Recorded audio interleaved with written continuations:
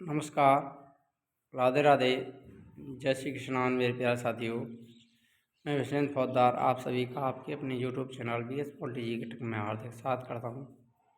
मेरे प्यारे साथियों, इंडियन ज्योग्राफी के अंतर्गत जो हमारी क्लासेस चल रही हैं भारत के भूगोल में, आज का टॉपिक आपके लिए भारत की नदियाँ रहेगा। इससे पहले हमने 6 क्लासेस करा दी हैं। भारतीय नदियों के अंतर्गत पार्ट 1 यहाँ पर पढ़ेंगे, जो कि आपको मैप से और ट्रिक से समझाएंगे। इसके बाद आपको प्रीवियस ईयर एग्जाम के क्वेश्चन भी साथ में कवर करने पड़ेंगे। अगर आपने ये क्लासेज आप एक बार देख ली तो दोबारा आपको पढ़ने की आवश्यकता नहीं पड़ेगी। रटना नहीं है, केवल समझना है। देखिए, भारतीय प्रमुख नदियों को यहाँ पर कवर करेंगे। आज के पार्ट में हम 2 नदियों को पढ़ने वाले हैं, ब्रह्मपुत्र नदी और सिंधु नदी। 2 नदियों को यहाँ पर कवर करेंगे। तो आइए शुरुआत करते हैं। भारत की नदियाँ पहले पढ़ेंगे हम। भारतीय नदियों को 2 भागों में बांटकर हिमालय की नदियाँ और प्रायद्वीपीय नदियाँ, यानी हिमालय से निकलने वाली नदी और प्रायद्वीपीय भारत की नदियाँ, इन 2 पार्टों में भारतीय नदियों को बांटा गया है। तो सिंधु नदी तंत्र, हिमालय की नदियों में ब्रह्मपुत्र नदी तंत्र और गंगा नदी तंत्र। प्रायद्वीपीय नदियाँ मध्य भारत और दक्षिण भारत की नदियाँ। इस प्रकार से हम यहाँ पर पढ़ने वाले हैं। सिंधु नदी तंत्र, ब्रह्मपुत्र नदी तंत्र और गंगा नदी तंत्र। सिंधु नदी तंत्र और ब्रह्मपुत्र नदी तंत्र को यहाँ पर हम पढ़ेंगे। प्रायद्वीपीय भारतीय नदियाँ नर्मदा, ताप्ती, कृष्णा, गोदावरी, कावेरी आदि। आइए शुरुआत करते हैं पहले नदी सिंधु नदी तंत्र से। मोस्ट इम्पोर्टेंट है उत्तर भारत की नदियों के अंतर्गत। सबसे पहले इसी को हम देखते हैं, सिंधु नदी तंत्र को।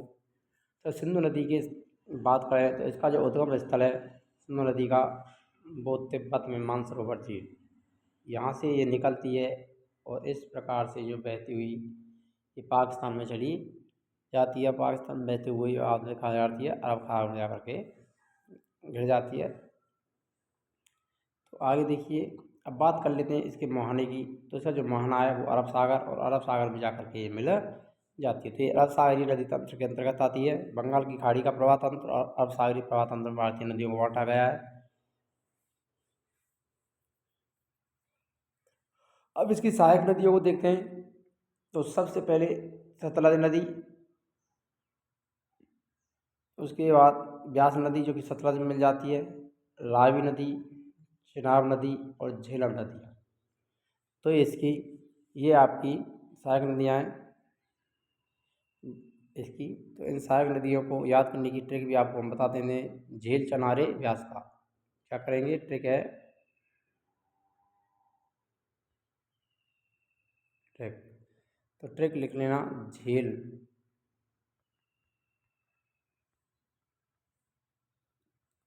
चना, ले, व्यास का। ये ट्रिक है, बहुत ही इम्पोर्टेंट ट्रिक है और आसान ट्रिक है, झील, चनारे, व्यास का। तो झील, चनारे, व्यास का। तो झेलम, चनाब, रावी, व्यास और सतलज। व्यास से व्यास और सा से सतलज। तो इस ट्रिक से आसानी से याद कर सकते हैं सिंधु नदी तंत्र की सहायक नदियों को। तो मानसरोवर झील का पर स्थित है ये भी तिब्बत, जो कि अब चीन का हिस्सा है।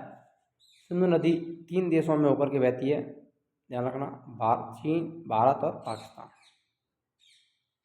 सिंधु नदी चीन के तिब्बत में मानसरोवर झील से निकलकर भारत के लद्दाख में प्रवेश करती है। ये आपको ध्यान देना है कि कहाँ पर ये प्रवेश कर रही है, लद्दाख में प्रवेश करती है। फिर यहाँ से पाकिस्तान होते हुए अरब सागर में जाकर गिर जाती है। सिंधु नदी तंत्र में 2 नदियाँ तिब्बत से आती हैं, एक तो आपकी सिंधु नदी हो गई और एक सतलज नदी। इन दोनों का दिया भारत से बाहर है, ध्यान रखना, सतलज और सिंधु, जो कि भारत से बाहर आती हैं। 2 नदियाँ हैं। सिंधु नदी दाएं तट पर भारत का लेह शहर स्थित है। दाएं तट पर कौन सा शहर स्थित है सिंधु नदी के, तो वह लेह। अब बात कर लेते हैं आगे सिंधु नदी तंत्र के जल को लेकर भारत और पाकिस्तान के बीच 1960 में सिंधु जल समझौता हुआ था। मोस्ट इम्पोर्टेंट है, जो कि जवाहरलाल नेहरू के समय हुआ था, रखना।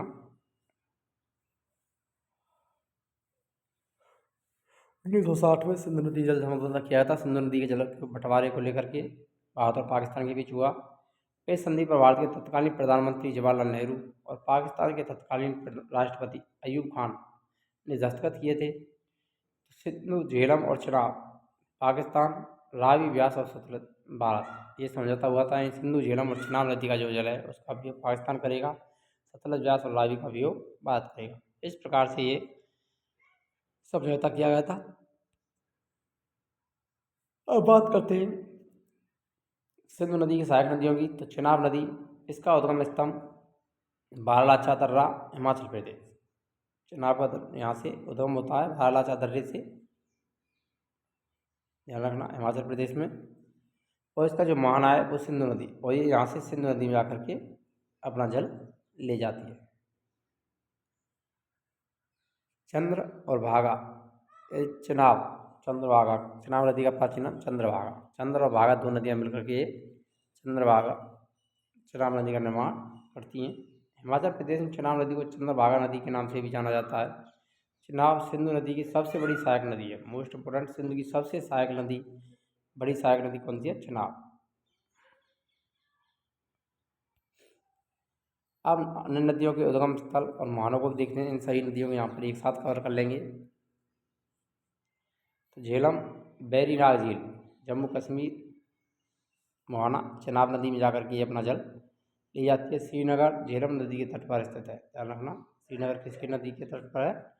झेलम नदी के किनारे स्थित है। बैरीनाग, तो इसका नाम ही बैरीनाग है, नाग, तो ये क्या है? अनेक नाग नागनों को झेलती है, इसीलिए इसको झेलम नाम दे दिया गया है। रावी, रोहतांग दर्रा, चिनाब, रावी, रो, रावी, रो, रावी, रो, इसके जरिए आप आसानी से रोहतांग दर्रा हिमाचल प्रदेश से, और ये भी चिनाब में जाकर के अपना जल ले जाती है। सतलज नदी राक्षस ताल, मानसरोवर झील, तिब्बत से निकलती है, और ये भी अपना जल कहाँ पर ले जाती है? चिनाब में। तो तीन नदियाँ, झेलम, रावी और सतलज, ये तीनों नदियों का जल है वो कहाँ पर जा करके मिलता है? चिनाब नदी में जाकर के मिल जाता है। भाखड़ा नागलमान सतलज नदी पर बना हुआ है। व्यास, रोहतांग दर्रा, सतलज, हिमाचल प्रदेश। रोहतांग दर्रा से दो नदियाँ, रावी और व्यास। रावी और व्यास रोहतांग दर्रे हिमाचल प्रदेश से निकलती हैं, लेकिन व्यास का जो मिलन स्थल है वो कौन सी है? सतलज नदी। पंजाब के हरिके क्षेत्र में सतलज नदी पर व्यास का संगम होता है, वहीं से भारत की सबसे लंबी नहर इंदिरा गांधी नहर निकाली गई है। तो यहाँ से राजस्थान में इंदिरा गांधी नहर को लाया गया है।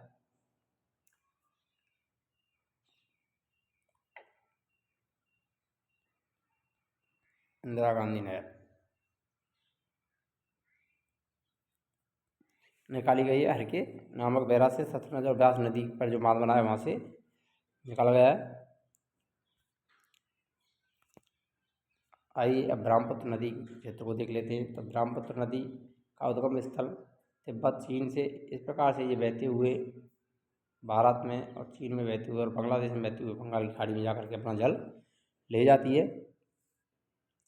ब्रह्मपुत्र नदी भी तिब्बत के मानसरोवर झील के पास से निकलती है। सिंधु नदी का भी उद्गम स्थल मानसरोवर झील के पास ही है, और ब्रह्मपुत्र का भी। यह नदी भी तीन देशों से बहती है, चीन, भारत और बांग्लादेश। वहाँ पर पाकिस्तान था सिंधु नदी में, ब्रह्मपुत्र में बांग्लादेश आ जाए, जो कि पहले भी बांग्लादेश पाकिस्तान का हिस्सा था। पश्चिमी पाकिस्तान और पूर्वी पाकिस्तान के नाम से इसको जाना जाता था। ब्रह्मपुत्र की कुल लंबाई की बात करें तो 2900 किलोमीटर है कुल लंबाई। पर भारत में इसकी लंबाई की बात करें तो केवल भारत में 916 किलोमीटर है। कहाँ पर? भारत में।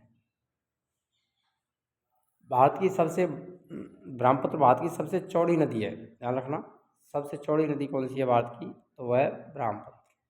मोस्ट इम्पोर्टेंट क्वेश्चन है, यहाँ से क्वेश्चन बनता है। सारे के सारे आपके इम्पोर्टेंट फैक्ट शामिल किए गए, जहाँ से हम आपको क्वेश्चन देखे जाते हैं इन तंत्रों से, सभी को यहाँ पर शामिल कर लिया गया आपके लिए। तो ब्रह्मपुत्र नदी के अन्य नामों की बात करें तो तिब्बत में ब्रह्मपुत्र को यारलुंग सांगपो कहा जाता है, अरुणाचल प्रदेश में दियांग, असम में ब्रह्मपुत्र, और बांग्लादेश में जमुना के नाम से इसको जाना जाता है।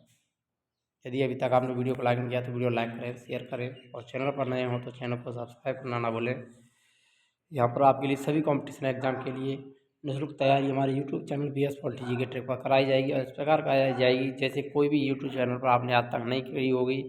और इससे बेहतरीन तरीका आपको कोई भी नहीं बताएगा जिस प्रकार से हम याद कराएंगे। अगर आपने एक बार ही क्लासेस देख ली तो इससे 500 क्लास आपको कोई भी नहीं लगने वाली है, और एक बार पढ़ने के बाद आपको दोबारा पढ़ने की आवश्यकता भी नहीं पड़ने वाली है। हमारी इंडियन ज्योग्राफी की क्लासेस चली रही हैं, राजस्थान ज्योग्राफी हमने प्रारंभ कर ही दी है, और इंडियन हिस्ट्री और पॉलिटी की क्लासेज भी हमारे यूट्यूब चैनल पर चल रही हैं।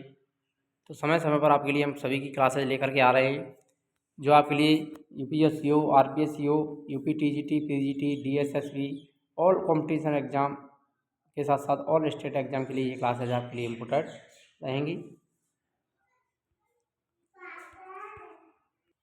आइए अब देखते हैं ब्रह्मपुत्र नदी की सहायक नदियों के बारे में।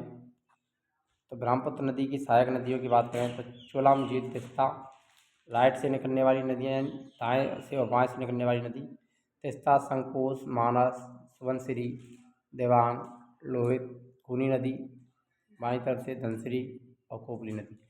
ब्रह्मपुत्र नदी की अन्य और भी कई सहायक नदियाँ, लेकिन हम आपके लिए यहाँ पर कुछ महत्वपूर्ण नदियों को शामिल करेंगे जहाँ से हमेशा क्वेश्चन बनते हैं। ध्यान रखना, बाईं तरफ से और दाईं तरफ से मिलने वाली नदियों को आपको ध्यान रख लेना है। दिल धनको, दिल धड़को, तो दिल धड़का तो के लेफ्ट की तरफ से मिलने वाली नदियाँ हैं, और राइट की तरफ से मिलने वाली नदी तिस्ता, संकोश, मानस और सुबनसिरी। तिस मासू के जरिए आप इसको भी याद कर सकते हैं। तो इन नदियों को देखेंगे यहाँ पर। तो दुनिया का सबसे बड़ा जो नदी द्वीप है, मोस्ट इम्पोर्टेंट, यहाँ से हमेशा क्वेश्चन देखने को मिलता है। दुनिया का सबसे बड़ा यानी विश्व का सबसे बड़ा नदी द्वीप कौन सी नदी पर स्थित है और उसका नाम क्या है, ये क्वेश्चन हमेशा देखने को मिलता है। तो यहाँ पर आप देख सकते हैं माजुली द्वीप, द्वीप का नाम क्या है, माजुली द्वीप, जो कि ब्रह्मपुत्र नदी पर स्थित है। और ये स्थित कहाँ पर है, असम में। स्टेट भी पूछा जाए तो असम विश्व का सबसे बड़ा नदी द्वीप है। आइए अब कुछ प्रीवियस ईयर एग्जाम के क्वेश्चन को कवर कर लेते हैं यहाँ पर, जो आपके लिए परीक्षा की दृष्टि से इम्पोर्टेंट रहेंगी। सिंधु नदी का उद्गम स्थल कौन सा है, मानसरोवर झील, राक्षस ताल, बारालाचा दर्रा, वेरीनाग झील। तो यहाँ पर आपका करेक्ट आंसर मानसरोवर झील ऑप्शन ए। तिब्बत के मानसरोवर झील से कौन सी नदी निकलती है, सिंधु, सतलज, ब्रह्मपुत्र, इनमें से सभी। तो यानी सिंधु, सतलज और ब्रह्मपुत्र, तीनों ही नदियाँ, डी ऑप्शन आपका राइट आंसर रहेगा, मानसरोवर झील से निकलती हैं। सिंधु नदी जल समझौते के अनुसार कौन सी नदी पाकिस्तान द्वारा शासित नहीं है, सिंधु, चिनाब, झेलम, रावी। तो पाकिस्तान के अधीन जो नदियाँ हैं उनमें सिंधु, झेलम और चिनाब ये हमने पढ़ी थी, और रावी, ब्यास और सतलज ये किसी भारत के अधीन है। तो डी ऑप्शन आपका राइट आंसर हो जाएगा। सिंधु नदी की सबसे बड़ी सहायक नदी कौन सी है, सिंधु, चिनाब, झेलम, रावी। तो आपको हमने बताया था सिंधु की सबसे बड़ी सहायक नदी चिनाब नदी, बी ऑप्शन आपका सही आंसर रहेगा। मानस नदी किस नदी की सहायक नदी है, गंगा, ब्रह्मपुत्र, सिंधु, नर्मदा। तो ये ब्रह्मपुत्र नदी की सहायक नदी है, बी ऑप्शन आपका राइट आंसर रहेगा। भारत में सांगपो नदी को किस नाम से जाना जाता है, गंगा, ब्रह्मपुत्र, यमुना, गोदावरी। तो ब्रह्मपुत्र नदी के नाम से जाना जाता है, बी ऑप्शन सही आंसर रहेगा आपका। रावी नदी का उद्गम स्थल कौन सा है, रोहतांग दर्रा, मानसरोवर झील, बारालाचा दर्रा, चौड़ामू झील। तो रावी नदी का जो उद्गम स्थल है वो कहाँ है, रोहतांग दर्रा, रावी और व्यास, दोनों नदियाँ हिमाचल प्रदेश से निकलती हैं, ऑप्शन ए सही आंसर रहेगा।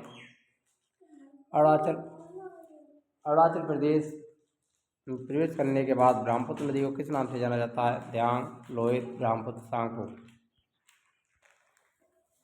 तो अरुणाचल प्रदेश में प्रवेश करने के बाद ब्रह्मपुत्री को क्या कहा जाता है, ब्रह्मपुत्र को, तो ये कहा जाता है देहांग, ऑप्शन ए आपका राइट आंसर हो जाएगा।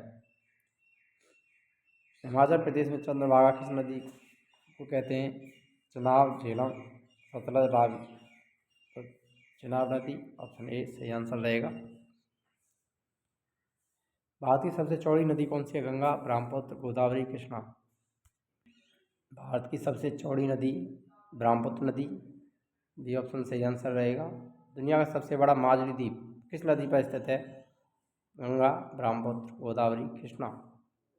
ये ब्रह्मपुत्र नदी पर असम में, भारत के असम में है। लाहौर किस नदी के तट पर स्थित है, रावी, ब्यास, सतलज, चिनाब। तो देखिए इसका राइट आंसर आपका रावी नदी रहेगा, ऑप्शन ए आपका सही आंसर हो जाएगा। देखिए यहाँ पर देख सकते हैं आप, लाहौर रावी नदी के किनारे स्थित है। यह लाहौर से होकर बहती है, इसे लाहौर की नदी के नाम से भी जाना जाता है। लाहौर शहर रावी नदी पर स्थित है। यह नदी पाकिस्तान भारत की सीमा के पास से बहती है। ऐतिहासिक रूप से पंडित जवाहरलाल नेहरू ने दिसंबर 1929 में रावी नदी के तट पर भारत की स्वतंत्रता का ध्वज फहराया था, जो कि लाहौर में हुआ था। अगर आपको वीडियो अच्छी लगी हो तो वीडियो लाइक करें, शेयर करें, और चैनल पर नए हो तो चैनल को सब्सक्राइब करना ना भूलें। मिलते हैं नेक्स्ट वीडियो में नए टॉपिक के साथ, तब तक के लिए जय हिंद, राधे राधे, जय श्री कृष्ण।